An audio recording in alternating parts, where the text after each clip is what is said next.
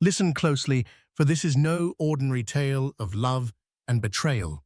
This is a story of fortunes won and lost, of secrets concealed behind polished smiles, and of a man who vanished at the very moment his pregnant wife needed him most. While he jetted off to Paris with his mistress, indulging in champagne by the Eiffel Tower, his wife was left alone in a hospital room, labor pains tearing at her with every breath. Before he could save her, his romantic getaway fate took its toll. An unexpected social media post, two newborns wrapped in blankets clutching a single piece of paper, brought his entire empire crashing down. Daniel Parker was never an ordinary man. He grew up in Chicago in a well-to-do family that prided itself on luxurious living and proud old money traditions. He attended every prestigious summer camp, was on the advanced chess team in high school, and later graduated from the University of Chicago with a degree in finance. People around him often said he was destined for greatness. It was as though success had been woven into his DNA, passed down from his banker father and philanthropic mother. But Daniel's greatest pride was not his inherited wealth or the brand-new sports cars he drove each year. His real pride came from the business he built from scratch, Parker Capital Ventures. By the age of 32, Daniel was already recognized as one of Chicago's most ambitious investors, often featured in financial magazines. He was a regular presence at high-profile charity galas, rubbing shoulders with the likes of Bill Ackman and Ken Griffin, real Wall Street legends, forging the sense that he was walking among giants and sometimes walking over others. At 28, Daniel married a woman named Alicia Morgan, a bright-eyed artist from Boston who had moved to Chicago after graduating from the Rhode Island School of Design. Alicia's creative perspective balanced Daniel's number-crunching mind perfectly. They met at an art exhibition in Millennium Park, where Alicia's paintings of surreal cityscapes caught Daniel's attention. Their relationship was a whirlwind romance. Morning coffees turned into late-night strolls by the lake, culminating in a lavish wedding at the historic Drake Hotel. She brought warmth and color into his black-and-white business world. He adored her vibrant spirit. She admired his tenacity and drive. The early years of their marriage were a golden dream. Alicia's art studio thrived with customers. Daniel's business soared, and they both traveled across Europe and Asia for leisure. Their social media accounts were filled with snapshots from Santorini sunsets to Tokyo's neon-lit streets. Friends envied their seemingly perfect union, but beneath the polished exterior, cracks were forming. Daniel's obsession with expanding Parker Capital Ventures began to overshadow everything. Late nights at the office replaced romantic dinners, and Alicia's once lively conversation became stifled by Daniel's repeated excuses. It was only a matter of time before the longing for affection found a dangerous outlet. Alicia's pregnancy came as a gift. She had been hoping for children for 2 years, and after a doctor's visit, she discovered she was carrying twins. Suddenly, she felt a new sense of hope, believing that children would bring Daniel closer again, bridging the distance between them. For a while, that seemed to be the case. Daniel was proud, telling everyone from his board of directors to the barista at his favorite coffee shop that he would soon be a father of 2. Even the brand of baby clothing and strollers became a minor obsession, as Daniel wanted the absolute best for his children. But as Alicia's belly grew and her energy waned, Daniel's presence at home became sporadic. He claimed it was a critical juncture for his firm. His portfolio was expanding. New deals were on the table, and his investors were expecting constant updates. His phone never stopped buzzing. He started spending nights in the office under the pretense of late-night meetings with international clients. Unknown to Alicia, though these nights were often spent at a luxurious high-rise condominium with a breathtaking view of Lake Michigan, where he was not alone. Her name was Celeste Dupont, originally from Marseille, France. She had moved to Chicago 2 years prior to work for a modeling agency. When she crossed paths with Daniel at a fundraising event hosted by the Philanthropic Circle that included real names like Pritzker and Crown Celeste, quickly caught Daniel's eye. Statuesque, raven-haired, and possessing an elegant accent, Celeste exuded a certain mystique. Daniel's admiration soon shifted to flirtation, and within weeks, flirtation spiraled into a full-blown affair. At first, Celeste was just a secret indulgence. Daniel's well-practiced charm flattered her, his expensive gifts dazzled her, and his connections to Chicago's elites promised her glamorous opportunities. She thought it harmless, a fleeting romance with a wealthy man. But as months went by, she became more ambitious. She recognized Daniel's desperation for novelty, his restlessness in a dull marriage. She tapped into that dissatisfaction, slowly encouraging him to spend more time and money on her. Over candlelit dinners, in Michelin-starred restaurants, Celeste laid out the fantasy of freedom and passion he was missing at home. She never spoke of Alicia, and Daniel never bothered to mention the pregnancy. In Celeste's world, there was only the two of them. Alicia was no fool. While her initial focus had been on painting a new series of canvases dedicated to impending motherhood, she gradually felt something shift in Daniel's behavior. The subtle changes first manifested in his cologne, a lingering scent of perfume on his suit jacket. Other times, he would come home late with no logical explanation, or his phone would ring incessantly with calls he refused to answer in front of her. She tried ignoring it, convincing herself it was just business stress. She told herself that Daniel was under immense pressure, especially now with twins on the way. But Alicia's intuition refused to be silenced. At 7 months pregnant, she rummaged through their closet, cleaning out space for baby supplies. That was when she discovered receipts for women's clothing far too small to be for her, and extravagant jewelry she had never seen Daniel gift her. Her heart pounded as she pieced the puzzle together. The hush-money dinners, the overnight absences, the forced smiles that never reached his eyes. Daniel was having an affair. Her first instinct was shock. She felt rage churn in her stomach, but it was drowned by sorrow. Pregnant with twins, dealing with swollen ankles, back pain, and the emotional roller coaster of pregnancy hormones, Alicia felt abandoned and deeply hurt, yet she kept her composure. Instead of confronting Daniel outright, she decided to gather more information. She reached out to her cousin Maria, who worked at a private investigations firm in Seattle. While Maria couldn't personally investigate in Chicago, she guided Alicia on basic ways to track suspicious behavior. Alicia began documenting Daniel's comings and goings, checking his credit card statements, and even snooping through his phone. Each discovery confirmed her worst fears. By the time Alicia had compiled enough evidence to confirm the affair, Celeste had already begun making demands on Daniel, demands that surpassed the occasional European vacation or showy gift. She wanted something big, something that would set her apart from all of Daniel's usual corporate acquaintances. She wanted a trip to Paris, her homeland, but not just any trip, a whirlwind romantic getaway, complete with 5-star hotels, private tours of the Louvre, and first-class flights. Daniel, high on the dopamine rush of this reckless relationship, found himself promising her exactly that. Yet he hesitated, because Alicia's due date was just around the corner. Whenever Celeste mentioned the idea of going to Paris in the coming weeks, Daniel would stammer excuses. He tried to tell her it was a busy season, at work, or there were some complications at home. But Celeste was cunning.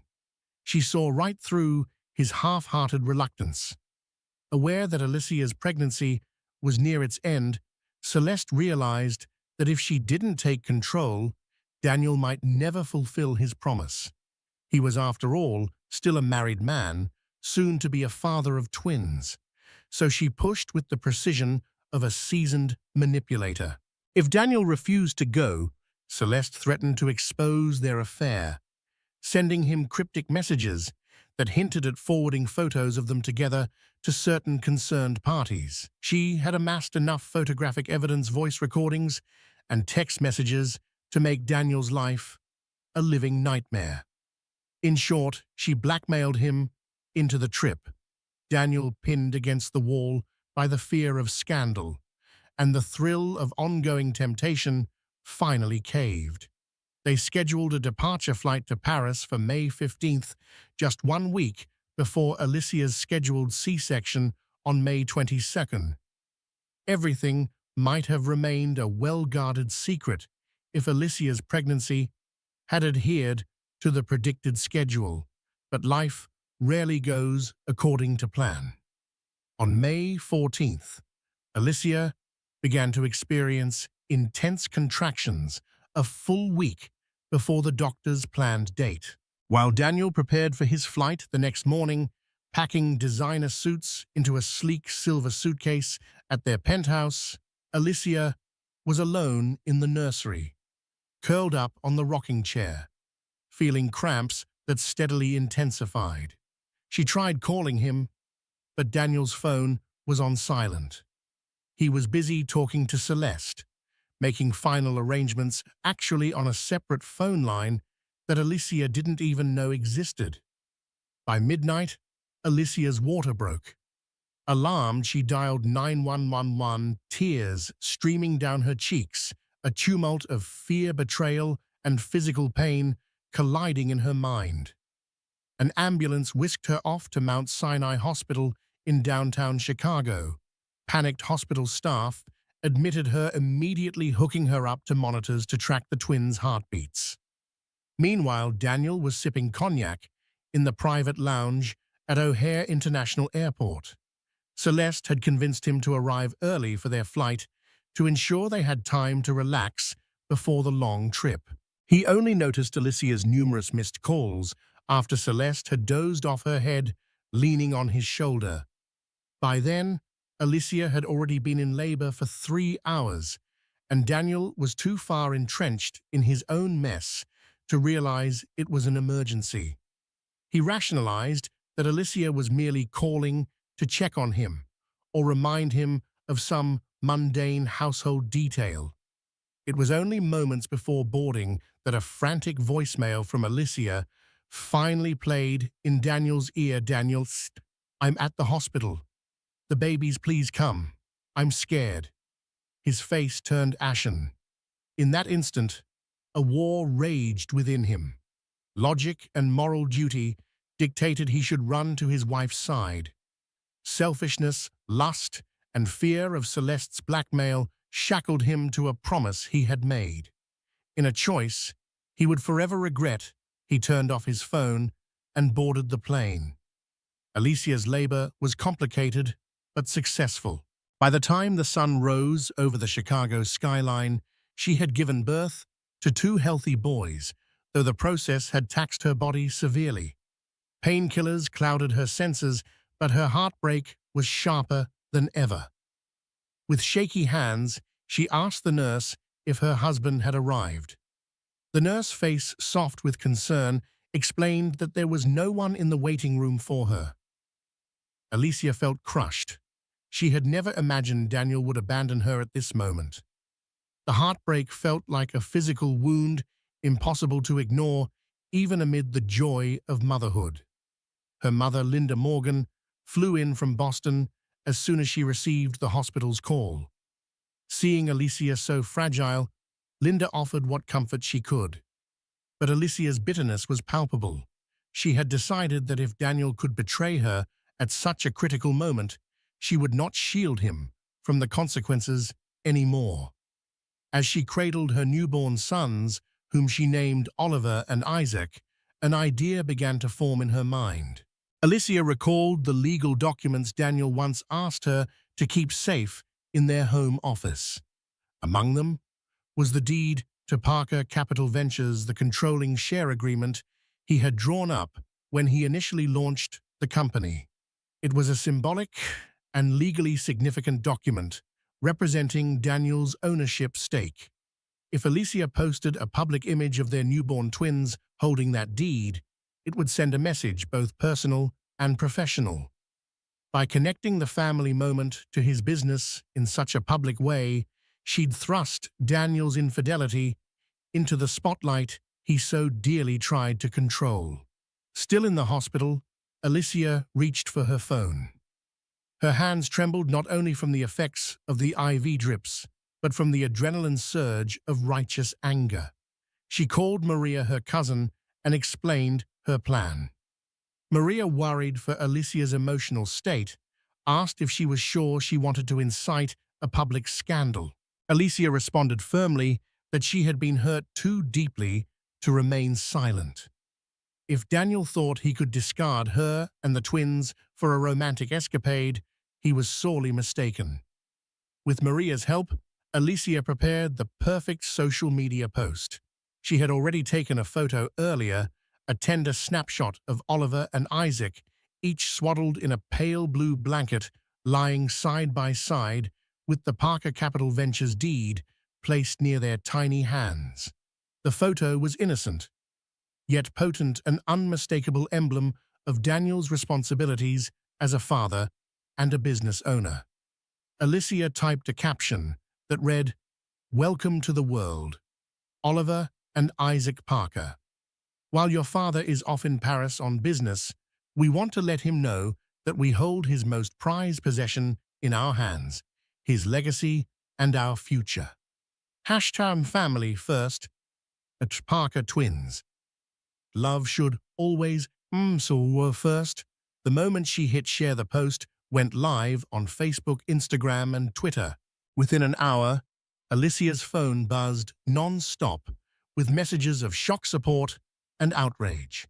Friends who had been clueless about Daniel's affair, old classmates, business associates, everyone was tagged or forwarded the post. It spread beyond her immediate network, quickly garnering thousands of reactions. Local Chicago bloggers picked up on the drama, and soon it reached the trending tab, overshadowing Daniel's carefully cultivated corporate image. While Daniel and Celeste were flying over the Atlantic, oblivious to the chaos brewing below, Alicia's post was turning into a viral phenomenon. When Daniel landed at Charles de Gaulle Airport in Paris, he turned on his phone to a barrage of notifications that nearly crashed his system. He noticed calls from his mother, Linda Morgan, his best friend, Robert Harding, and countless texts from business colleagues. His heart pounded as he read messages demanding to know if the viral post was real. Others condemned him for his absence during his wife's labor. Some even threatened to withdraw their investments from Parker Capital Ventures if the scandal tarnished the firm's reputation further. Celeste, initially thrilled to touch down in her homeland, was soon faced with a frantic, panic-stricken Daniel. He sank into one of the plush seats in the airport lounge, scrolling feverishly through social media. There it was, the picture of his newborn twins, only hours old, with that deed. The caption was a scorching indictment of his failure as a husband and father. He felt a cold sweat grip him, and the weight of his decision crashed upon his shoulders. Celeste tried to comfort him, but Daniel pushed her hand away, his mind spinning with how to contain the damage. He called Alicia, but she refused to answer. He called Linda Morgan, who berated him the moment she picked up, calling him a disgrace. He tried to explain himself, stuttering excuses about urgent business matters, but Linda would have none of it. "Your wife just delivered twins alone," she snapped, "and the entire city knows you chose to be with your mistress." How do you think that looks? Daniel swallowed hard, realizing that he had no immediate solution to this mess. Panic coursed through his veins as he realized that the scandal was not just personal, it threatened his entire life's work. For the next 2 days, Daniel struggled to perform the balancing act of damage control from a Paris hotel suite. He spent hours on conference calls with his board of directors. Stocks for Parker Capital Ventures hadn't yet plummeted, but rumors circulated about a possible investor revolt. Clients who once saw Daniel as a financial prodigy now worried about his judgment and stability. The press seized upon the sensational story Chicago CEO misses birth of twins for Paris rendezvous. Even the local news stations got in on it, with anchors raising eyebrows at the scandal's salacious details. Meanwhile, Celeste's excitement about touring the city of love vanished as Daniel spiraled. He cancelled romantic dinners and postponed sightseeing. He was constantly glued to his phone, scouring news articles and responding to outraged emails. Celeste tried to reason with him, but each time she opened her mouth, Daniel reminded her that her threats and manipulations had led to this moment. The tension between them grew toxic. Their once thrilling affair was now a suffocating noose around both their necks. Desperate to protect his reputation, Daniel contemplated cutting the trip short. But Celeste threw a fit at the prospect of losing out on her dream vacation, accusing him of caring only about his public image and never about her. Ironically, she was partly right. Daniel had lost sight of everything but his immediate need to salvage his business. And still, at the back of his mind, the image of his newborn twins clutched him with guilt. He felt powerless and trapped in a foreign city, unwilling to risk an ugly scene at the airport if Celeste decided to retaliate by exposing him to the press even further. Back in Chicago, Alicia was recovering. The twins Oliver and Isaac were healthy, but required the usual intense care of newborns. Alicia had to juggle feeding schedules, diaper changes, and her own postpartum recovery. Yet she refused to collapse under the weight of her circumstances. She drew strength from the outpouring of support on social media, even as she fielded invasive questions from curious reporters. She blocked calls from Daniel's board members asking her to delete the post. She refused to answer any messages from Daniel's allies who, in thinly veiled threats, warned her that humiliating Daniel could lead to dire financial consequences for her and the twins. Alicia stood her ground. She had the moral high ground, and she was determined to keep it. She hired a lawyer, Caroline Henderson, an old friend from college, who had successfully handled high-stakes divorce cases. Caroline assured Alicia that she could fight for child support custody and a portion of Daniel's assets if it came down to it. Given Daniel's glaring negligence, the law would likely be on Alicia's side. Despite the swirl of hostility, Alicia experienced moments of pure joy with her babies.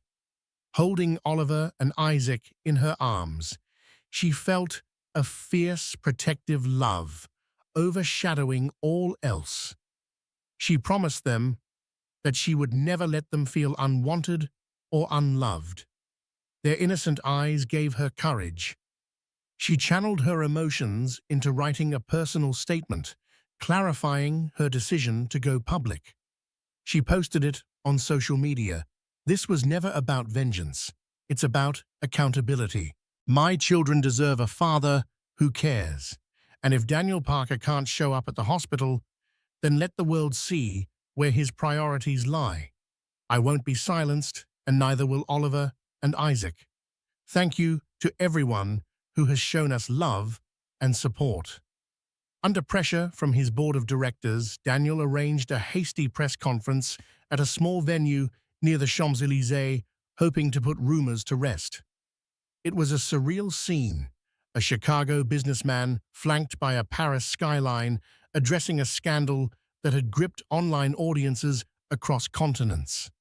Celeste was nowhere to be seen at the conference, but cameras flashed as Daniel stood before a podium attempting to appear composed. He began by thanking everyone for their concerns and apologized for any distress caused by miscommunication between him and his family. He claimed he had been on a vital business trip that unfortunately coincided with the early birth of his children. Daniel's carefully worded statement even hinted at private matters he would address upon returning to the States. But the journalists wouldn't let him off so easily. Their questions cut like knives. Is it true you were traveling with your mistress? Why did your wife have to deliver alone? Do you have any comment on the leaked photos of you and Ms. Dupont at a Chicago penthouse? Daniel's attempt at damage control fell apart. He stammered half denials, refused to comment on personal questions, and ended the conference abruptly. Within minutes, media outlets published scathing articles describing his performance as evasive, raising more suspicion about the seriousness of his situation. The fiasco only added fuel to the raging fire in Chicago, where Alicia's post continued gaining traction. Daniel realized with sinking dread that only a direct confrontation at home could quell this storm. Days later, Daniel booked a return flight to Chicago, leaving Celeste behind in Paris. She lashed out in the hotel suite, smashing a vase and hurling insults. He tried to appease her with promises of future reconciliation and financial support, but she saw through it. It was clear that Daniel was in survival mode, and that meant discarding any excess baggage, including Celeste. As the taxi pulled away from the hotel, Daniel watched Celeste from the back seat. She stood on the sidewalk in her designer dress, fury in her eyes, understanding that her leverage was weakening now that the public scandal had already exploded. The flight back was agonizing. Daniel felt an ocean of dread. His affair was public knowledge, his children were born without him, and the entire city he once commanded was disillusioned. Investors demanded a restructuring meeting, friends ghosted him, and even his own mother refused to speak to him after Linda Morgan had unleashed her anger. He thought about the day he first met Alicia, how he was captivated by her paintings. Then he thought about Oliver and Isaac, his flesh and blood, and the moment he chose not to be there for them. The shame was suffocating. When he landed at O'Hare, the media presence was overwhelming. Dozens of reporters awaited his arrival. He attempted a discreet exit through a side gate, but paparazzi still managed to corner him, snapping photos and shouting questions. Security finally escorted him to a private car that whisked him away. As the city lights blurred past the tinted windows, Daniel's mind replayed every mistake he had made. He directed the driver to his penthouse, aware he couldn't just walk into Alicia's home unannounced, especially after the fiasco he'd caused. Upon arriving at the penthouse, Daniel found his mother, Linda Morgan, waiting in the living room. She was not a woman easily intimidated. Her philanthropic background had exposed her to both the best and worst in people. The moment Daniel stepped through the door, Linda's eyes narrowed. She gave him a look of such profound disappointment that he wished he could vanish. "How dare you show your face here?" she began, standing up from the couch. "Alicia is at her mother's condo. She took the babies with her, and you've got no one but yourself to blame." Daniel tried to mutter an apology, but Linda cut him off. "No, you listen. I held those babies in my arms when they were born. I watched Alicia go through labor, alone, while you were gallivanting in Paris. Do you have any idea how humiliating that was for her?" For our family, Daniel remained silent, his head bowed. Linda continued, The least you can do is face the consequences head-on. The press is hounding Alicia. She can't even go for a walk without cameras in her face. And she hasn't received a single word from you. No apology, no explanation. He tried to explain about Celeste's threats, the blackmail, his fear of losing everything if he didn't comply. Linda's expression twisted with disgust. Your fear of losing everything. You lost everything the moment you chose another woman over your family. Don't expect sympathy from me. If you want any chance of seeing your sons, you'll have to earn it. The next day, Daniel attended a crucial meeting at Parker Capital Ventures. The board of directors was torn between personal loyalty to Daniel and safeguarding the company's future.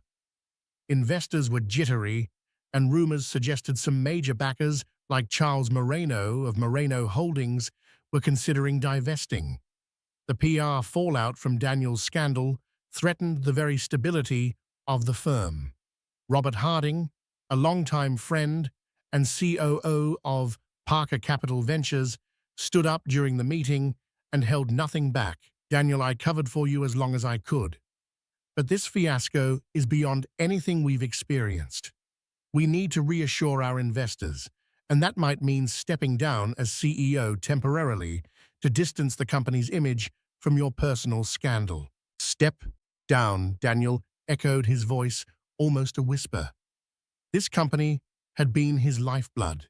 He had built it from a small fund into a powerhouse. The thought of relinquishing control was terrifying. Yet the board members nodded solemnly. They recounted the avalanche of negative press, online vitriol, and corporate partners distancing themselves. Daniel realized that they were right. If he stayed on, the brand might never recover. Reluctantly, Daniel agreed to a temporary leave of absence. He would appoint Robert as interim CEO, while publicly announcing a focus on his family matters. The plan was to buy time for damage control in the hope that the scandal would settle. Despite the heartbreak, Daniel realized it might also be an opportunity to make amends with Alicia and the twins. Perhaps if he could regain her trust, or at least salvage some relationship with his children, his personal life could heal, making a future corporate comeback more plausible. That evening, Daniel decided to visit Alicia at her mother's condo in the suburbs. Clutching a bouquet of white lilies, her favorite, he knocked on the door. Linda answered. She eyed the flowers, but made no move to invite him in. Alicia's mother, Nancy Morgan, soon appeared behind Linda, equally stern. Daniel felt as though he were a child who had broken the most important rule, awaiting punishment. "Can I see Alicia?" he asked softly, voice trembling with regret.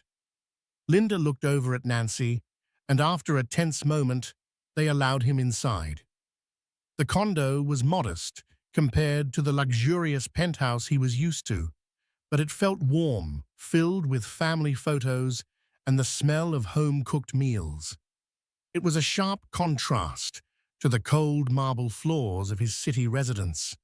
Alicia stood in the living room, holding Isaac in her arms, while Oliver slept in a bassinet nearby. She was pale, tired, but her eyes brimmed with a fierce resolve Daniel had never witnessed before. Without waiting for him to speak, she whispered, "They're doing fine. Healthy babies. Not that you bothered to find out." Daniel exhaled, swallowing the lump in his throat. "Alicia, I'm sorry. I know words mean nothing at this point, but I need you to know that I regret everything. I was blinded by stupidity, by vanity, and I hurt you more than I can ever repair." She studied him for a long moment.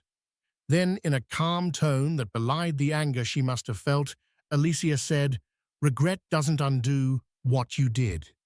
Regret doesn't erase the memory of giving birth alone, or the messages I get every day from strangers discussing my marriage like it's a reality show." Her voice quivered. "I just want to raise my children in peace, without all these cameras, without the shame." Daniel was lost for words. He had no immediate solution for the paparazzi or the social media onslaught, but he offered to finance increased security for her anything she needed. Alicia refused. "I don't want your hush money or your guilt money. If you really mean to help prove it by respecting the legal process I'm about to initiate, I deserve a formal separation, if not a divorce. And the twins deserve formal paternity and support. No more illusions, Daniel." 2 days later, Alicia, with Caroline Henderson's counsel, sent Daniel the initial separation papers. They included demands for monthly child support, a trust fund for Oliver and Isaac, and a clear custody arrangement. Alicia would have primary custody with Daniel allowed supervised visits until the court decided otherwise. It was a blow to Daniel's pride, but he knew he had no grounds to argue. He had lost moral credibility the moment he flew to Paris. Word reached the media that Alicia was filing for legal separation. Many netizens applauded her for standing her ground, calling her a role model for women who endure infidelity. Others speculated that Alicia was a gold digger, though her quiet, philanthropic deeds and successful art career negated that theory. Regardless of the gossip, Alicia stood firm. She was done playing the trophy wife to Daniel's high-flying lifestyle. Meanwhile, Celeste resurfaced. She posted cryptic Instagram stories implying she had vital information about Daniel's business dealings. She claimed to be the victim, stating she had been lied to about Daniel's family situation. Tabloid interviews soon followed, in which Celeste recounted how Daniel had promised her love and a future. Though the public sentiment largely labeled her a homewrecker, some fell for her sob story.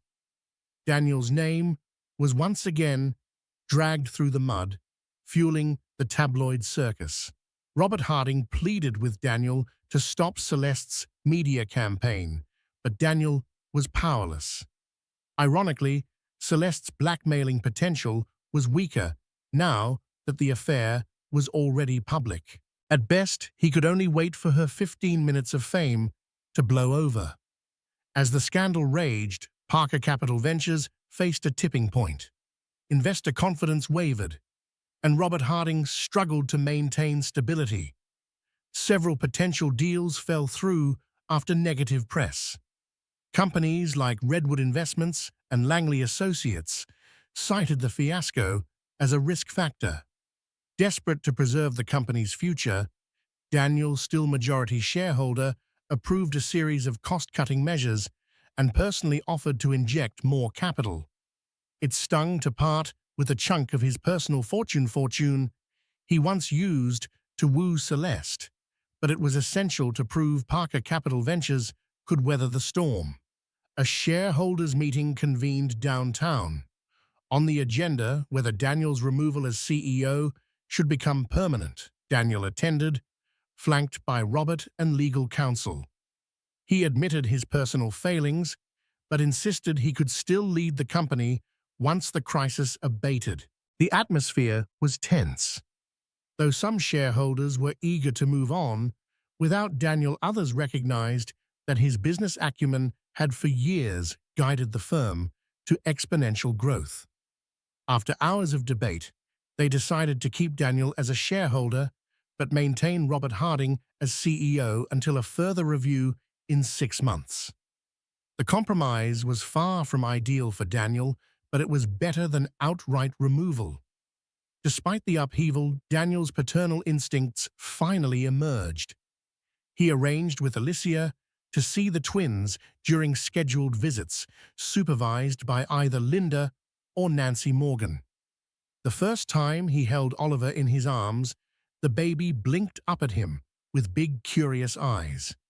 Isaac was asleep, swaddled in Alicia's arms.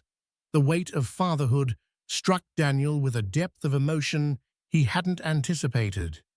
He remembered Alicia's post, the heartbreak behind it, and he silently vowed never to fail them like this again.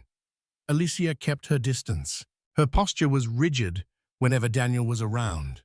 She allowed him to feed the babies their bottles, but kept conversation minimal, focusing only on what was necessary for the twins' welfare. Once, as Daniel gently rocked Isaac, he tried to apologize again.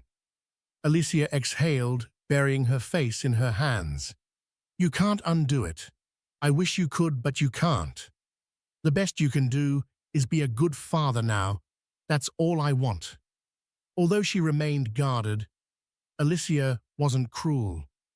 She saw Daniel's genuine remorse, but the scars ran deep.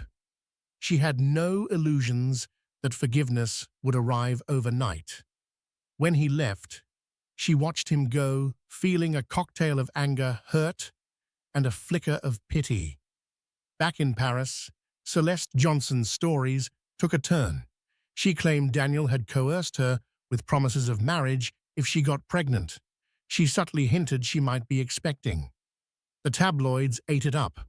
To quell more rumors, Daniel did a paternity test through a private French clinic when Celeste insisted she was pregnant. The test results, weeks later, revealed she was not pregnant. It had been a lie, presumably, to cling to the last shreds of fame and possible financial gain. Her deception exposed Celeste's media attention plummeted. She found herself blacklisted in certain modeling circles as agencies detested scandal overshadowing their brand. Alone, and without Daniel's financial safety net, she faded from the limelight, occasionally popping up in tabloids for drunken altercations or bizarre claims. The mistress who once enthralled Daniel had become a tragic figure, undone by her own manipulations. Daniel felt a twisted sense of relief, tempered by guilt for having ever been involved with her. Interestingly, as Celeste's manipulations came to light, public sympathy shifted slightly in Daniel's favor. While few absolved him of abandoning Alicia, many recognized that Celeste had exploited the situation for personal gain. Some even argued that her blackmail attempts had cornered Daniel. Online discussions became more nuanced, with a portion of netizens acknowledging that Daniel might have been manipulated. But this did little to ease Alicia's pain or the fact that Daniel had still made that fateful choice to board the plane. Daniel welcomed any respite from negative press, hoping it might help him re-establish a measure of stability at Parker Capital Ventures. Slowly, potential clients returned, lured by the company's proven track record. The stock price began a modest recovery. Robert Harding, as interim CEO, proved efficient, and Daniel worked behind the scenes, free from the public eye. Amidst these slow improvements, a crisis hit that no one anticipated. Alicia's father, Marcus Morgan, suffered a stroke. Doctors quickly operated, but his condition was critical. Alicia spent long nights at the hospital, refusing to leave his side. In these dire moments, Daniel stepped up in a way she never expected. He quietly arranged for the best neurologists from Rush University Medical Center to consult on Marcus's case. He also covered any medical expenses without making a fuss about it. Alicia found him in the waiting room one evening, pacing anxiously. It struck her how different he looked. Hair disheveled, dark circles under his eyes. He offered her coffee. She accepted. In that hushed corridor, they talked not about affairs or business, but about life and mortality. Alicia confided her fears of losing her father, how she'd always been Daddy's girl, how he had supported her art from day one. Daniel listened genuinely, no longer the arrogant mogul, but a humbled man. When Marcus stabilized, Alicia allowed Daniel to visit him. Though Marcus was weak and barely able to speak, he recognized Daniel. He squeezed Daniel's hand, managing a faint nod that Alicia interpreted as a gesture of gratitude for helping save his life. In that hospital room, something shifted. Alicia saw a side of Daniel She had long forgotten the caring, earnest young man she first fell in love with. She didn't forgive him, not yet, but a door she had slammed shut opened just a crack. Over the subsequent weeks, Daniel immersed himself in family life, driving Alicia and her mother to the hospital, helping care for Oliver and Isaac, and even assisting Alicia in errands for her art studio, which she was determined not to neglect despite everything. The paparazzi found less scandal to exploit. They snapped pictures of Daniel carrying diaper bags, picking up groceries, or quietly sitting in the hospital waiting room. New narratives emerged. Daniel Parker, the father who nearly lost it all, tries to rebuild. Alicia noticed his efforts. She remained cautious, but her fury softened into a guarded hope. Perhaps Daniel truly wanted to atone. Late one night after returning from the hospital, she found him in the condo's living room, exhausted from rocking Isaac to sleep. He looked up at her, a question in his gaze. She approached quietly. For a moment, they simply existed together, parents of two beautiful children, children who needed both a mother and a father. Alicia reached out, brushed Daniel's hair aside, and whispered, "Thank you for being here." Tears welled in Daniel's eyes. He realized this was the first sign of warmth she had shown him since the scandal.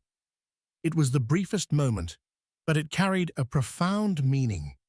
He gently took her hand, kissing her fingertips. She didn't pull away immediately. However, the weight of his betrayal still hung heavy in the air, reminding both that trust is fragile. The evening was still, the sky over Chicago, painted in hues of deep navy and gold. Stars blinked into view one by one, as though cautiously watching from above. Alicia stood on the narrow balcony of her mother's condo, wrapped in a light shawl, the city humming beneath her feet. The boys were asleep.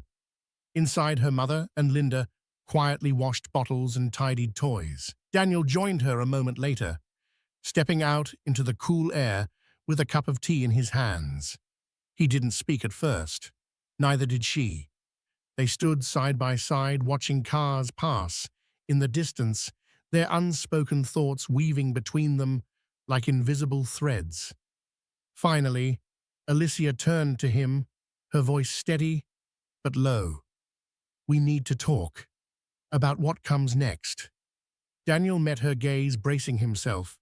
"I'm not saying I'm ready to forgive," she continued, "but I'm also not ready to tear everything apart just for the sake of closure. The twins deserve parents who at least try, who don't use their pain as an excuse to stop trying." He nodded, not daring to interrupt. "That post I made," Alicia said, her eyes now trained on the streetlights below, "with Oliver and Isaac holding your company deed. It wasn't just about calling you out. It was to remind you what you were gambling with: your family, your future, our sons." Daniel looked down at the teacup in his hands. "I know. It worked. I haven't stopped thinking about that image since." She glanced over at him, her tone softening, but not her resolve. "We can try, but if we do, it won't be on your terms anymore. There will be boundaries and complete transparency." "You'll have it," he said quickly. "Whatever you need. I don't want to be the man I was. Not ever again." "I'll need time," she said. "We'll need counseling. And you'll need to keep up your end of everything: support for the twins, accountability, no more secrets. Not one." "I'm committed," Daniel said. "To the boys, to this process, and to you if you'll let me earn my way back." Alicia studied his face. He looked older now, not just in years, but in weariness, but also in truth.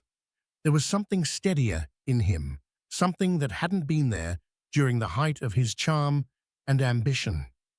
Inside, a faint whimper came from the twins' room. Daniel instinctively turned, but Alicia gently touched his arm. "I've got it," she said, "but thank you."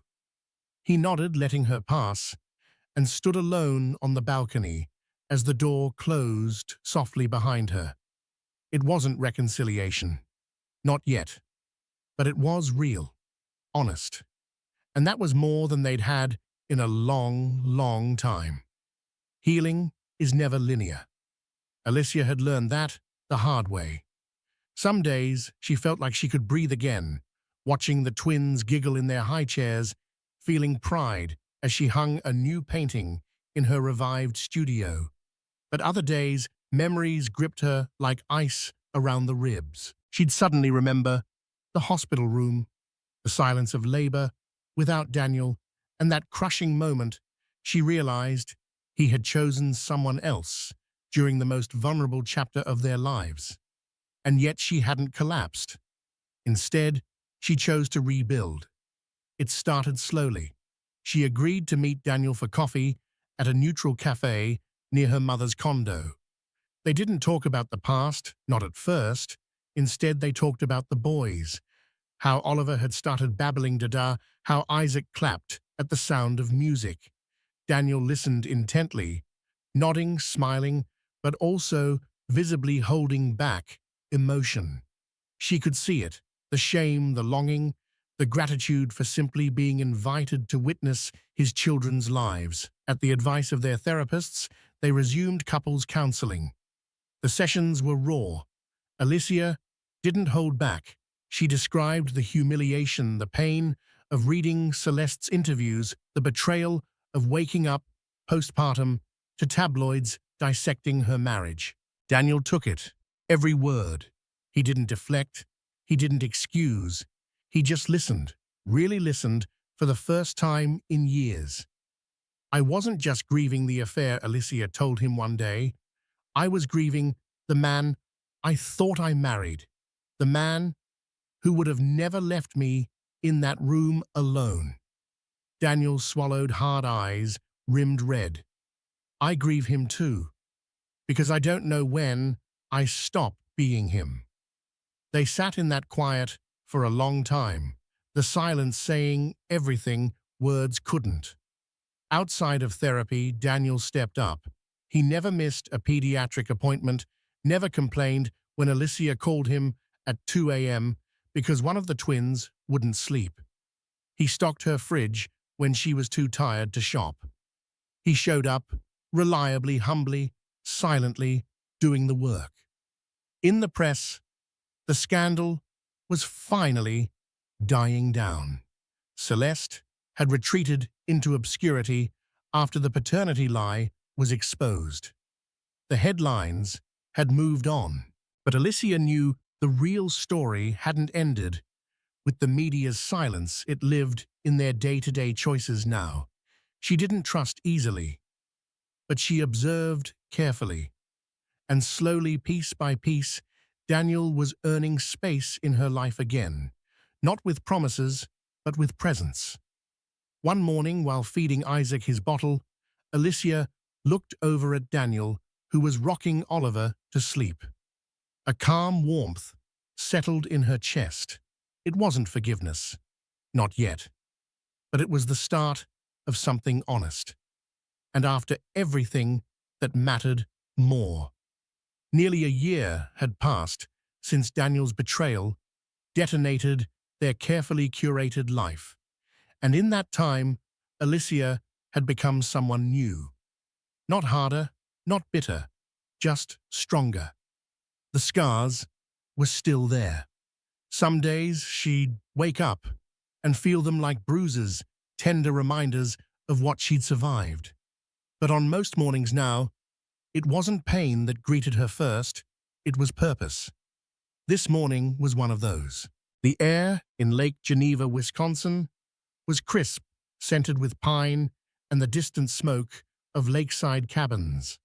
Alicia stood by the porch, watching Oliver and Isaac wobble across the grass with their toy buckets, chasing ducks and laughing uncontrollably. Nearby, Daniel crouched beside them, his hands steadying Oliver, his voice patient and warm. This quiet moment was a miracle. Alicia wrapped her cardigan tighter and joined them. When Daniel looked up, he didn't say anything. He just smiled softly, cautiously, as if still unsure if he was allowed to. Later, they strolled by the water, the boys asleep, back at the cabin, with Nancy and Linda. The lake shimmered under the setting sun, casting hues of gold and rose across its surface. Daniel reached for Alicia's hand, hesitating. She let him take it. Neither spoke for a while. Finally, Daniel whispered, "I know I still have a long way to go, but I meant it when I said I want us to be a family again." Alicia looked ahead, letting the silence hold them both. The past didn't vanish. It walked beside them always. But in the weight of Daniel's words, in the sincerity etched into his face, she saw something more than regret. She saw growth. "You hurt me in a way I never thought possible," she said quietly, "but I've seen who you're trying to become.